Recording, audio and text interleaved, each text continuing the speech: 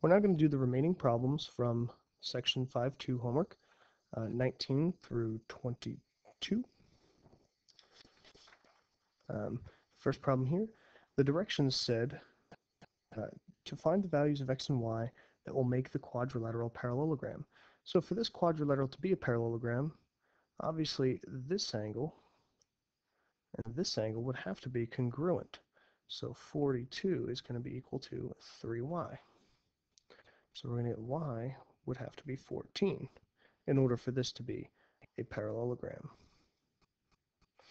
Now, in order also to find x, for it to be a parallelogram, this angle right here would have to be supplementary to the 8x minus 6. So the 8x minus 6 plus 42 would have to equal 180 degrees. So we get 8x plus 36 equals 180. 8x equals 144. And then x would just have to be 18. So those are the values for x and y there. The next one, a little bit trickier. For this to be a parallelogram, the diagonals would have to bisect each other. So this piece and this piece would have to be equal. Y squared would have to equal y plus 30. I'm just going to move that to the side. The x is a little easier because these two would have to be equal. So 3x minus 40 would have to be equal to x. So here 2x equals 40, so x would have to be 20. That one's fairly simple. This one requires us to get everything equal to 0. Right. I'm going to subtract y from both sides, subtract 30 from both sides, and then factor, because this is a quadratic. So now we have y and y. The two numbers in here are going to be subtract 6 and add 5. That's going to give us negative 30 here and negative 1 here. So either, if two things multiply to 0, then one of them has to be 0. So either y minus 6 is 0 or y plus 5 is 0. So y equals positive 6 or negative 5. Now a lot of people will just dismiss the negative number right away, but as we look up here, negative 5 works. So we keep it. You only get rid of the negative if it gives you something impossible, which this one doesn't, so it's perfectly acceptable. The next two problems, I'm just going to slide this up a bit. It's a little high up. Yeah, a little higher up there. Give us some more room to work. The next one, we know that for this to be a parallelogram, opposite sides would have to be congruent.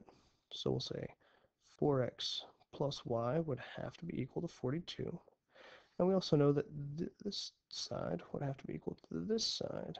So 3x minus 2y would have to be equal to 26. I'm going to take this equation and put it over here. Well, in just a second. First, I need these two equations to have opposite coefficients if I'm going to solve by elimination, which happens to be my favorite method. So I'm going to move this one over here, and I'm going to say to get opposite coefficients for the y's, which seems fairly simple, I'll just multiply each side of this equation by 2. So what I'll end up with is 8x plus 2y equals 84. And now I can add the two equations together. Because I have opposite coefficients for the y's, they'll be eliminated. Thus the name elimination method. And we end up with 11x equals 115.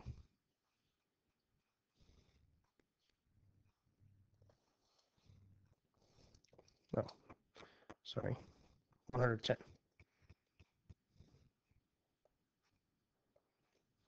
Can't read my writing. This is a 4, not a 9. Lesson to be learned here. Write carefully because you never know when you're going to assume that your number is something different. My 4 kind of looked like a 9 there. So we divide by 11 on both sides. And we get x equals 10.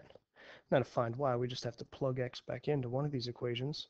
I'll plug it into 4x plus y equals 42, this original equation right here.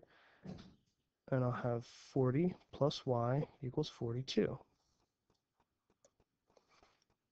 We subtract 40 from both sides and we get y equals 2. So there is our x and y values here. And a lot of times you'll see these written as an ordered pair. So it'd be x comma y. Beautiful. And the next one, for this to be a parallelogram, alternate interior angles would have to be congruent, so these lines would be parallel. So 3x would have to be equal to 7y minus 2, and 9y would have to be equal to 4x plus 1.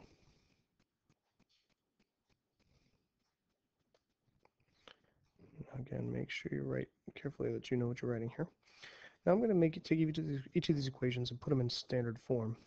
I'm going to say 3x minus 7y equals negative 2, and negative 4x plus 9y equals 1. Now as I look at these two equations, if I write one beneath the other, just to make it easier on some people, you'll see that I can't multiply just one of the equations by something to get opposite coefficients for the variables. So I'm going to multiply both equations by a number. I'll multiply this top equation by 4 and the bottom equation by 3, give me 12 and negative 12 for my x's. Sorry, 3 goes down here, 4 goes here. Multiply this equation by 4, this equation by 3, and my new equations will be 12x minus 28y equals, I hope that's a negative 2 there, negative 8. And this equation will be negative 12x plus 27y equals 3. Now when we add the equations together, I get the opposite of y equals negative 5.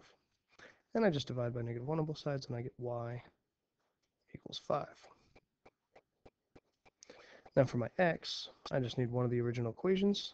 I'll take this one right here, and I'll say 3x equals 7y minus 2. So 3x equals 33, and x is 11. And then we'll be solved. Not too shabby.